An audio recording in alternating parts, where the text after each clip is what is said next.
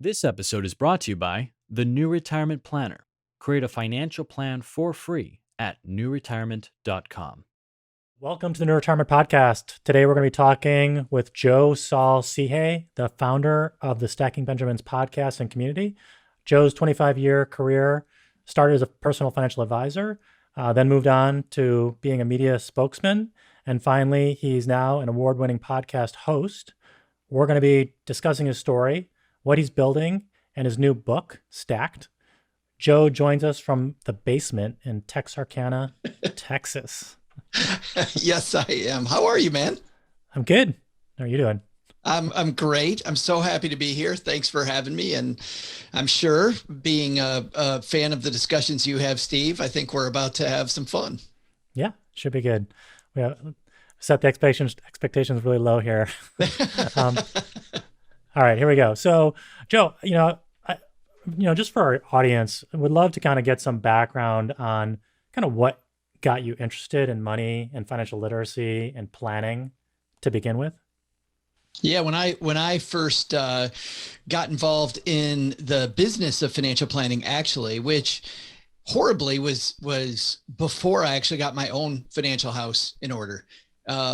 I initially in high school and in college, Steve, I was so interested in these people that would show up on like the morning shows, like the Today Show, and they could tell you about how to work a grocery store so you didn't spend a lot of money, or how to pay your credit cards more effectively, although I didn't really know what a credit card was at the time. And like your utility bills, you could even those out. I just thought these people knew magic stuff. And at the same time, I'm a product of the 80s. I grew up when the movie Wall Street came out. And of course, this idea of Bud Fox and Gordon Gekko and fast, trading stocks and trading Hong Kong all night, waking up, watching the sun go up. I made a ton of money.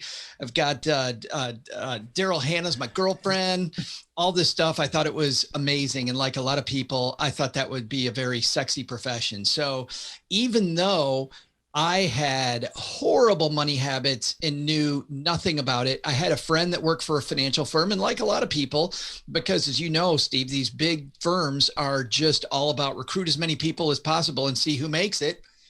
I was recruited by a friend. Actually, it's funny. The quote that he said was, we normally don't hire people like you, but I think you'd be good at this. Because I was an English major.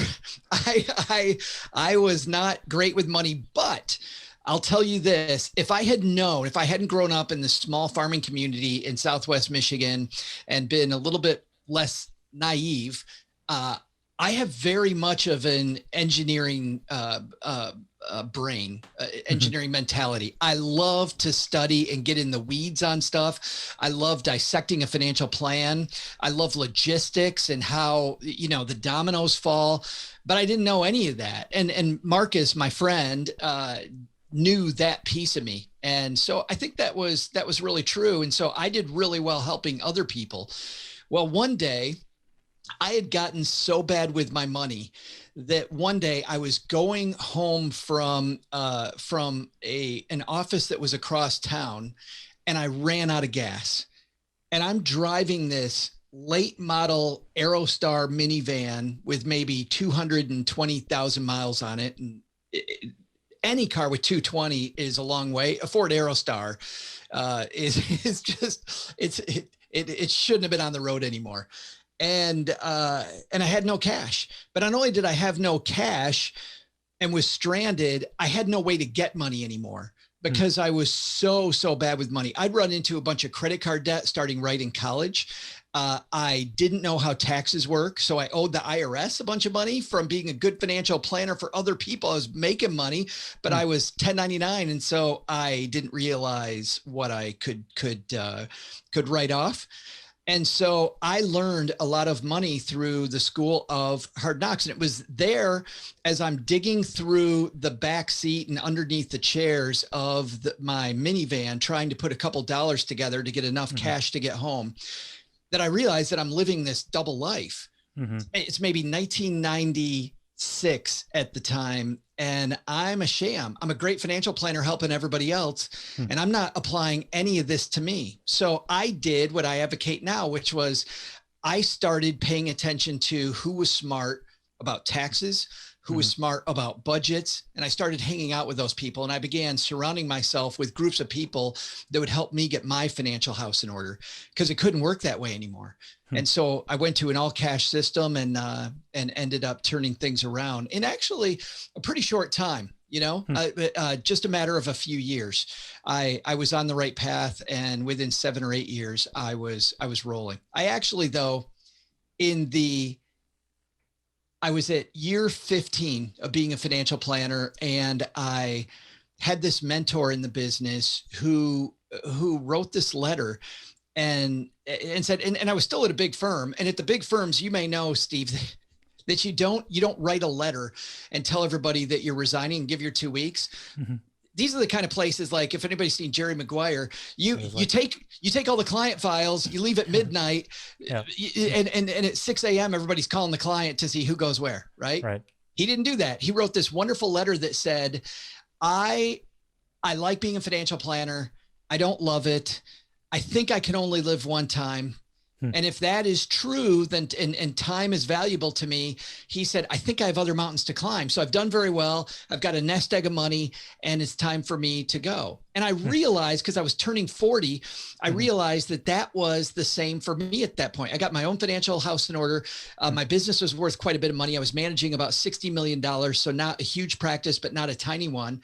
And I decided I need to sell my business. And what's funny is, when Chris said that he had other mountains to climb, he really meant it. He climbed Mount Everest twice. Nice. He's climbed most of the high peaks around the world. And he's just this hell of a human being. Now he runs an adventure travel company in Colorado. But for me, I wanted to be a high school teacher and a track coach. And so at age 40, I sold my business. That turned into a blog turned into the podcast, and here we are. And then I got to talk to Steve, and my life is over. That's what we got here. Yeah. It's interesting. Like, I think many folks in the kind of FinCon, personal finance, influencer space, they have that experience of they've almost like hit bottom, right? And seen everything they do everything wrong possible. And through that process, they learn what to do right. And it's cool to hear the story that, and then they fix it up. Many of them achieve financial independence, and they find kind of a great way forward, which they love. And in your case, that's, kind of educating lots of people through the podcast and through the community. You're doing amazing stuff. So yeah, actually, let's jump into Stacking Benjamins a little bit. I'd love to, I saw that you're kind of approaching, I think 700 episodes, or maybe it's more than that. No, we're actually officially we're at 1,042, I think, goes out tomorrow. Wow. But we had 2 shows before that, and we also had problems with our numbering. So we're probably close to 1,500 episodes. That's amazing. And how many downloads so far? We are, just for Stacking Benjamins, we're at 30 million downloads. That is kind of incredible. I feel very blessed and very grateful. Like, you just get happy. It was funny. Our mutual friend, Paula Pant, who's been on your show. Yep. Paula is on our show almost every Friday on a roundtable discussion that we have. And Paula, whenever I get a little cocky, we're good friends, she sends me this email that I sent to her, which was from one of our first episodes, maybe episode 6 or 7, where Steve, I'm ecstatic because we had gone from 65 downloads to 69 downloads. Yep. And I was so excited. And still today, I still think I can imagine a room with 70 people in it. Like, that's a lot of people. I can't, these numbers, 30 mil, I don't know what that means. Like, I have no idea. So I'm just happy one person is listening. And if we help somebody,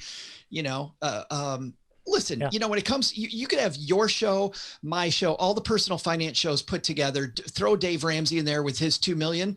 That doesn't, there's how many hundreds of millions of people, nobody's listening to personal finance. So we need as many voices with as many episodes as we can possibly get. Yeah.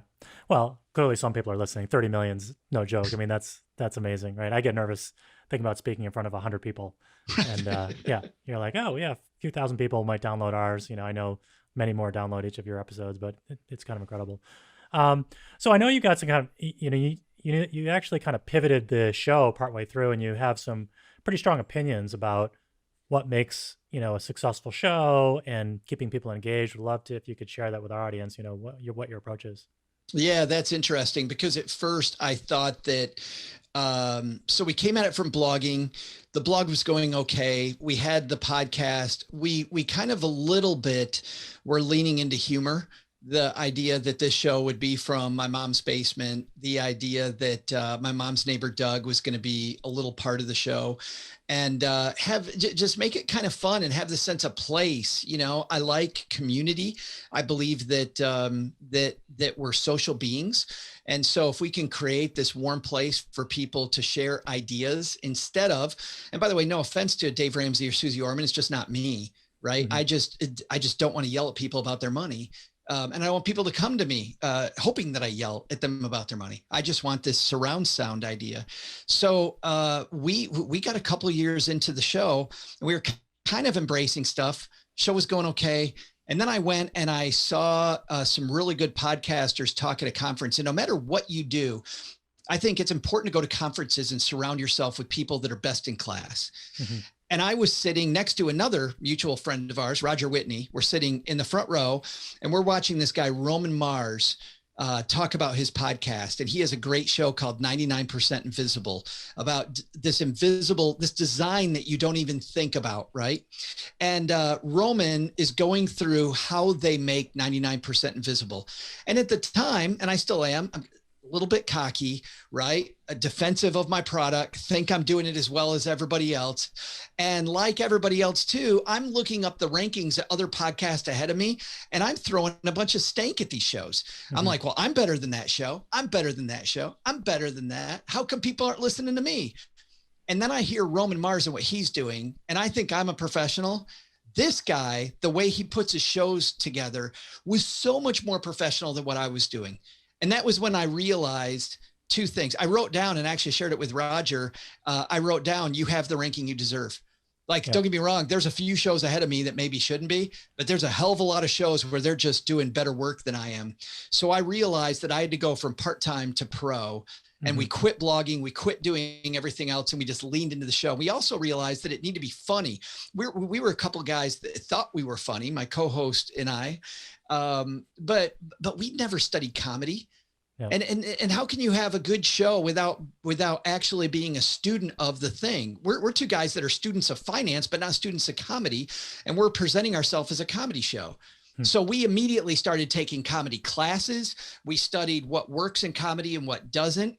And it didn't get better overnight, but we leaned heavy into the fact that this needed to be light and approachable. And I'll tell you what happened, Steve. We lost, within the first 6 weeks, about a third of our listeners. Yep. They all went bye-bye. And I got the meanest emails. And in fact, one email I've shared with you is from a person that you and I know, right? Who's currently on our team. But it was a wonderful email. She's like, you ruined the show. And I wrote back to her that we're not good at this yet. You just got to give me time. But I believe that if we lean into light and approachable and a show that is going to be this community-based show, that it's going to be a lot better. And what's cool is that in her defense, 6 months later, she wrote to me and said, I love the changes. And it wasn't her. You could see the hockey stick. All of a sudden, people were listening. They were paying attention. The awards were coming. People were talking about us. But I don't think that's, and not to monologue too long, but I don't think that's a mistake. I just read a study that said that 65% of people have cried about their money. That's a huge number. And you'd think, by the way, that's associated with poverty or low income. And it is more with people that are impoverished than with wealthy people. But they also looked at the spectrum, and people that made over $250,000 a year, 45% of those people have cried about their money, almost 1 in 2. Yep. So people are incredibly stressed out about cash, about not reaching their goals, about they're confused about where to go. So I think that laughter and humor it's not a mistake, and it's not a side product. I think it's essential to lighten the mood so that we can better learn from each other about what works and what doesn't. So, Totally. my co-host Ojiza is still a certified financial planner, has a practice.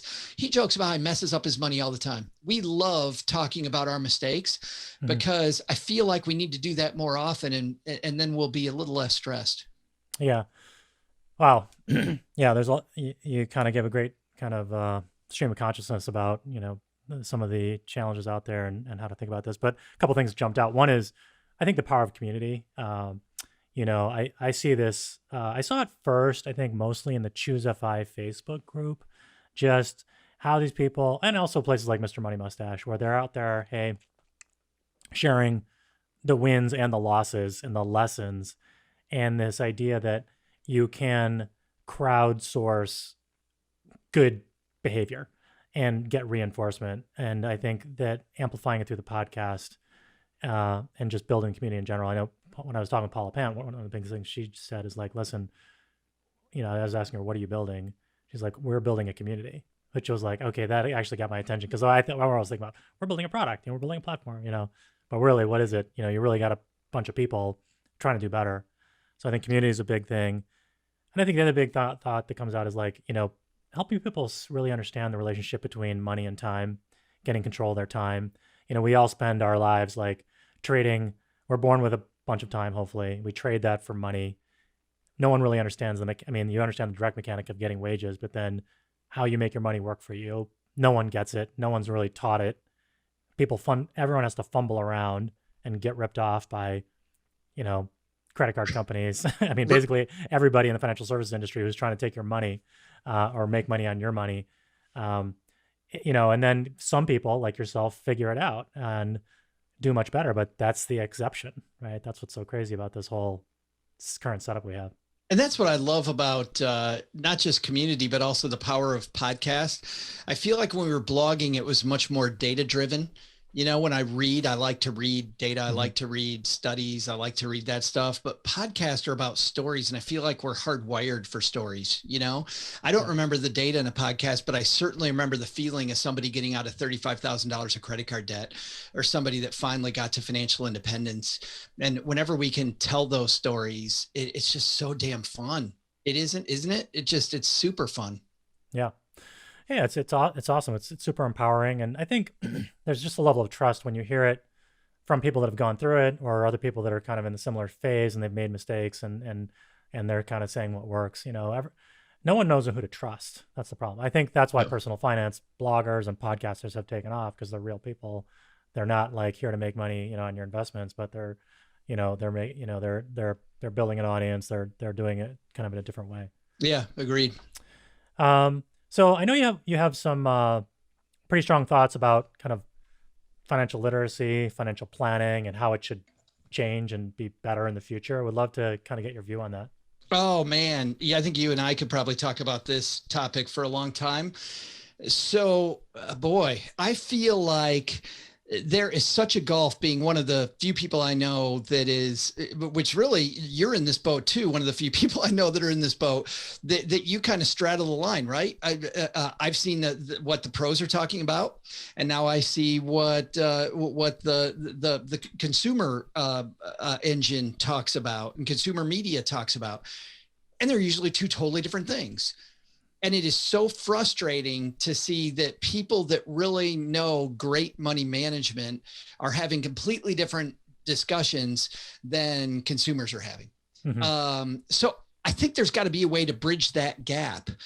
And by the way, I thought about 16 different rabbit holes while I was even saying that sentence, because there are so many. But I think the problem with the industry is that they're attracted to assets under management, and assets under management is what pays. And so if I, as a financial planner, what I say at the top of this, I manage $60 million. That was a great way that I got paid, right? Fee-based financial advisor, 60 million bucks. People had me be a shepherd for their money. But I think that's not, while those people need help, and I liked helping those people. There's a whole bunch of people who aren't being served because they're still playing, to use a baseball analogy, single A or double A baseball, and they're working their way up to the majors. Yep. And yet I feel like the industry goes, yeah, you figure all that out on your own. And when you do, we'll be here to leech off you.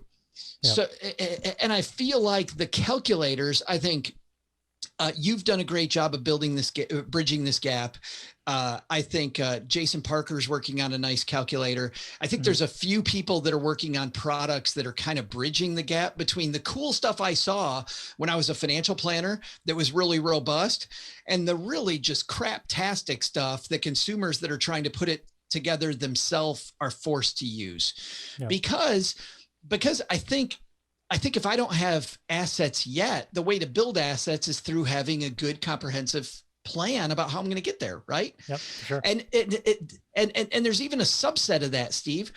I also don't think there's enough help on people that today just need help with one or two little things that will lead to a comprehensive financial plan. Like I think a comprehensive plan is different for a 30-year-old than it is for a 50-year-old. A 50-year-old should be really granular. I know what I want in retirement. Here's some really good granular stuff that I think I'm going to do that I need to have. But at age 25, I just need to save directionally for this thing that's going to get me there at 50, 55, 60, 65, whatever. So I think we're just starting to recognize that. I think that's where financial planning needs to go, a little bit less concentrated on assets and more concentrated on helping people get these little questions answered that lead to big, full financial plans, which heck, maybe for some people do lead to assets under management, but for other people just leads to better financial health, doing it themselves or with somebody looking over their shoulder a couple times a year. Not enough people charging, not enough people in the industry charging to just look over your shoulder twice a year, right. And I think there's a huge market for that. I also think one more thing here. I also think that banks are messing it up as well. It's not all financial planners. Banks are offering services that don't help people become better customers. And I feel like banks have so many opportunities to help people with their career, as an example, help them make more money, right? You see, not just the wage gap between men and women or people of color and people that are white, but also just the age gap between anybody and what they're worth.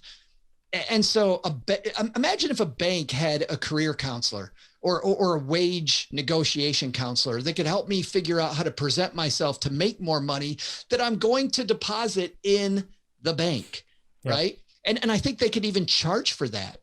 So I feel like there's some services that even banks could offer that could help the community more.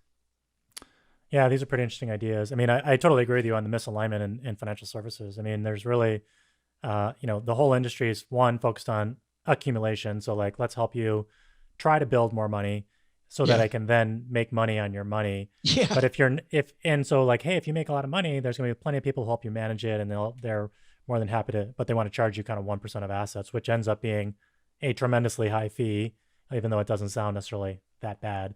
But then for most people who aren't there, who are less wealthy, there's tons more providers that are like, well, I'll give you credit card debt or payday loans or whatever it is, lots of ways to kind of get your dollars, or high transaction fee products that are quote unquote suitable, but not necessarily a fiduciary fit for you. Yeah. But you know what though? Yeah. You know what though, Steve? While those are big, I really feel like, by the way, that that's what consumers focus on. And I feel like that is because the whole fee argument is because of the fact that a lot of financial writers, and I'm about to rip a group of people here, a bunch of financial planners know nothing else to talk about, so they focus on fees. I think you and I know that while there can be egregious fees and horrible fees, when I was a financial planner, I saw many people get where they were going, even though they were being charged egregious fees. And you know why? Because they saved money. And they figured out how to get more money into this crappy thing that still got them to their goal. There is so much focus on that dragon of fees. And I feel like it's like the third thing down or the fourth thing down. The biggest thing that we're not talking about is behavior. Yep. I have met, so ever since I went from the pro side to the financial media side, I have met so many broke professors that know a bunch about a bunch and they haven't saved any money. You have to, the behavior is number one. Worry about the fees once you've actually saved a dime. Yep. And then let's have a talk about it. Even Vanguard, to stay on my horse here, even Vanguard, who, the Bogleheads talk about, well, we can't have high fees. Vanguard says having a financial planner in your corner adds 3% to your end return. 3%. That's a big fat number. So even Jack Bogle's team is saying, have smart people around you.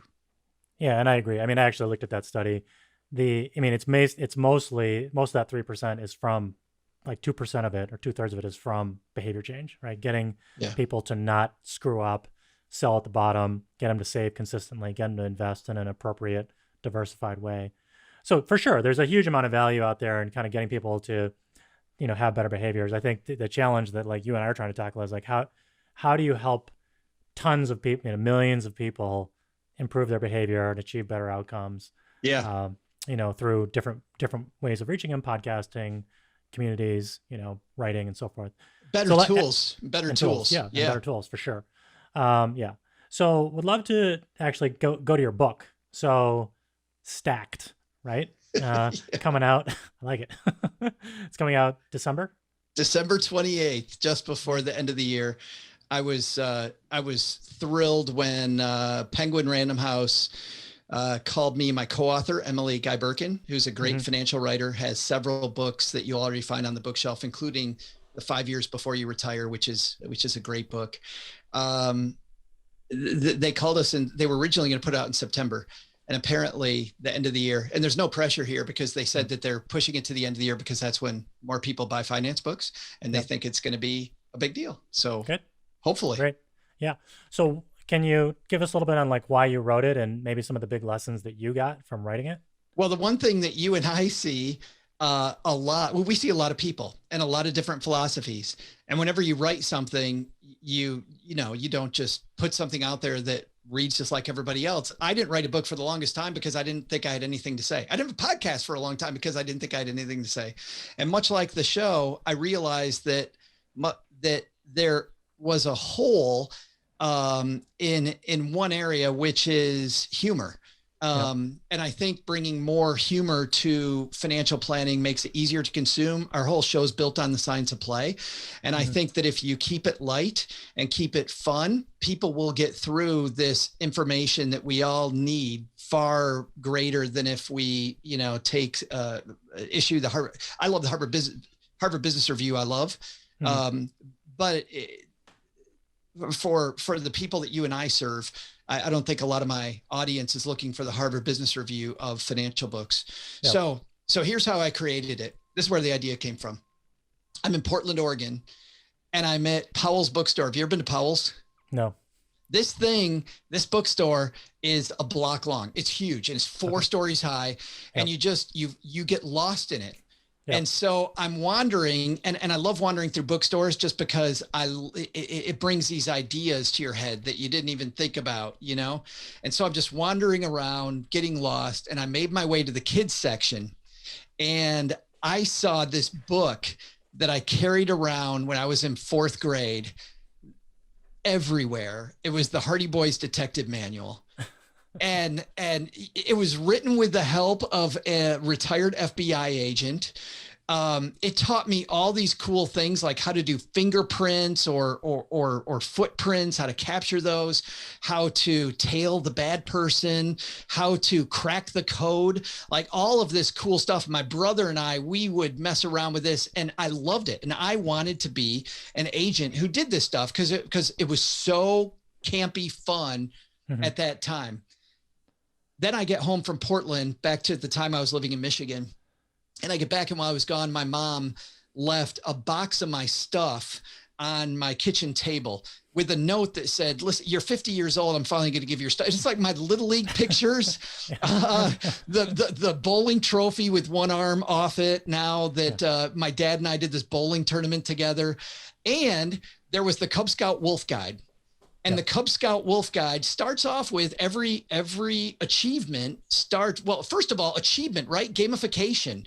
And how fun is it when you play a video game or you're doing something and you go through these. I've got this Garmin watch and it gives me achievements all the time when you broke your 5K record. Now you're only super slow, not super slow. Yeah. So gamification is fantastic, I think. And the Wolf Guide did it very well way back in the day. Gave you the things you're going to need, wrote out clearly what you would do to achieve this achievement, cross off all the things you need to do to prove that you had some competency in it. And then there was a place on the bottom for your mom to sign it. Nice. So that was the original idea for Stacked, your super serious guide to money management. We walked through everything from stacking your first Benjamin to building a stack of Benjamins to stacks and stacks of Benjamins. Those are the three sections of the book. And so everything from understanding your credit, getting your budget in order, all the way to finding a good financial planner and getting your estate plan done. Yep. Awesome. Well, for sure. I think giving people a method and a recipe for doing this stuff makes it a lot easier. Showing them how they're making progress, super important. It's, today people are kind of wandering around trying to figure it out. And some of them get lucky or they're really disciplined and they do it. But again, that's by far the exception. And having your mom hold you accountable, I think, is always important. That's right. That's super important. Cool. Well, that's good. So we'll have a link to the book, out here. As we look forward and you look forward, what's your vision for where you want to take the podcast? Any huge guests you want to have on board? Like, where do you think this thing goes over the next few years? I know you got recently a pretty big syndication deal, right? Yeah, we're now on Westwood One. Then they're changing their name to Cumulus. It's the second biggest radio network in the country. We still own the show, but they distribute us now. So that was really neat. My goal is just to create a Roman Mars said it best that day, Steve, when I was in Fort Worth at this conference, when I realized that we needed to make a better show. He had this great quote that said, "I'm embarrassed by the shows I made a year ago, and I hope like hell a year from now I'm embarrassed by the shows I'm making today." And that's my feeling today, is that I want to be embarrassed by the things I'm making today. So we're constantly wondering, how do we make a show that is more fun, but also incredibly educational at the same time. And as you know, those two things don't always fit together. So sometimes it's wacky and not at all interesting. And on the other side, it can be really interesting and people are falling asleep because it just isn't fun to talk about this stuff. So I'm always working on finding that intersection. And I think the guest thing is a combination. I don't know about you, but I'm more interested in stories. I am way more interested in stories. That's what I liked about the book. When the book comes out, is that the book has some great stories about how Emily and I messed up our money. What the things that we screwed up. A story at the very beginning of the book about how about there's one idea that rules them all, and this idea is and this because we talked about financial planning. Begin with the end in mind, right? Timeline out your goals and work backward. And then you don't have to worry about all this different stuff. So if I can loop back to those things on the podcast, but also bring on guests sometimes that challenge me. I know coming up on the show, we have Kevin Rose, who knows a ton about crypto. And I'm still wondering, like maybe you are, how the hell do you fairly value crypto? Like, how do you even start down that path of thinking about fairly valuing crypto? Like, is it high now? Is it low? I don't know. Right. I actually have an opinion on this. So, well, it's interesting. So this actually brings us back to the beginning of the show when you were talking about Wall Street and how you saw that movie and you were all inspired. Like, I want to make a bunch of money trading. I feel like the crypto brothers, right? The crypto bros are out there kind of living that. They're like, oh, I can 24/7 trade this stuff. It's super volatile. Some people are getting really rich. It's kind of like a crazy, Wild West out there. So they're living that experience right now. But, we had Jack Brennan, the former Vanguard CEO of Vanguard, on the show. Yeah. previous guest just went up and we talked about this a little bit. And he had a great question. He's like, okay, thought experiment. So, what's the intrinsic value? He's like, would you want to own 100% of something? He's like, well, for my house, I'd like to own 100%. For Amazon, I'd love to own 100% because it delivers stuff and it makes money. But if I owned 100% of Dogecoin or whatever it is, how does that work for me? Right. And I think that's the question. It has value so long as other people are willing to buy it from you or trade something of value for it. And that is the question. Does that persist? If not, there could be problems like we saw in the last couple of weeks where you saw like a 30% drawdown in these currencies, in a few days. Yeah. And you wonder, well, and on that point, as you're talking, I'm just thinking, you also wonder as it becomes more valuable, people want to hold it. And this is supposedly a currency. Mm-hmm. So do I really want to spend my Dogecoin on a sandwich? Mm-hmm. Right. Or do I hold it? I think having something as a currency and having it as an investment are diametrically opposed. That's right. So when people say they're killing it on Bitcoin, what does that mean? Yeah. I don't know. There's definitely an incentive just to buy and hold, and that's what most people do. They have the hodl people out there that you'll see on Twitter. But I also think, like Elon Musk called out, hey, the energy cost to mine this stuff, which is basically ensure the strength of the cryptography behind it, is massive. I actually was doing some back of the envelope math. And so I think for one Bitcoin to kind of, mine it, it's like 72 gigawatts, which ends up being, I have solar in my house. And I was like, okay, how much solar do I produce? It's like 36 kilowatts. I'm like, okay, so I need 2 million houses to mine one of these things. Like, I don't know. Anyway, it was, you're like, this is huge. I mean, and then Elon Musk came out and said, oh, okay, well, actually, because the energy cost is so high, it's really bad for the environment. And guess what?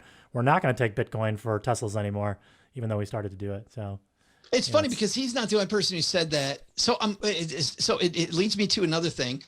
And I don't know the answer to this either, because it feels like that's all a new argument that I hadn't heard until recently. Right. But now it seems very sticky.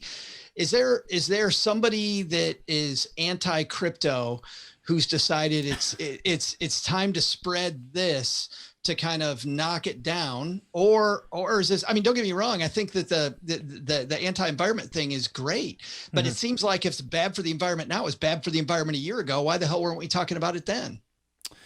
Yeah, good question. I mean, look, I'm not a crypto expert.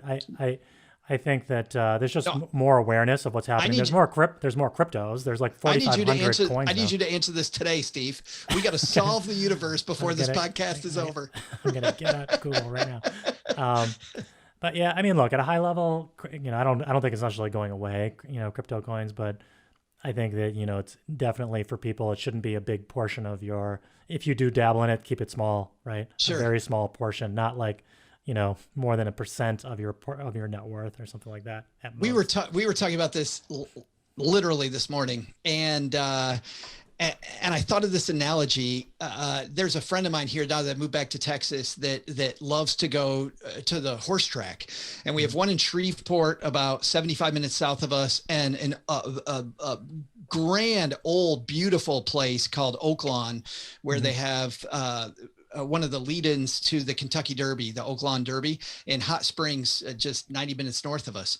So because my friend likes to go, I've gone with him to these places. And what's funny is I show up at these things with money in my wallet that I'm incredibly 100% prepared to lose all of it. Right. Mm-hmm. Yep. And I go there and I get these sheets, and these sheets tell me, have you been to a horse race?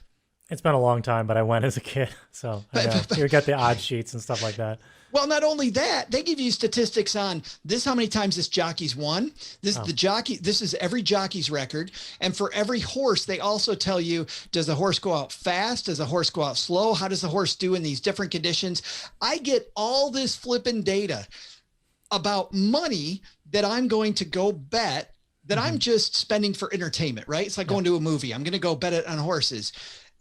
And then I hear people YOLOing their entire entire life on some investment and on some crypto. Yep. And the only thing they know is my buddy has a Lambo and he says it's going up. Yeah, right. That's right. Okay. Well, cool.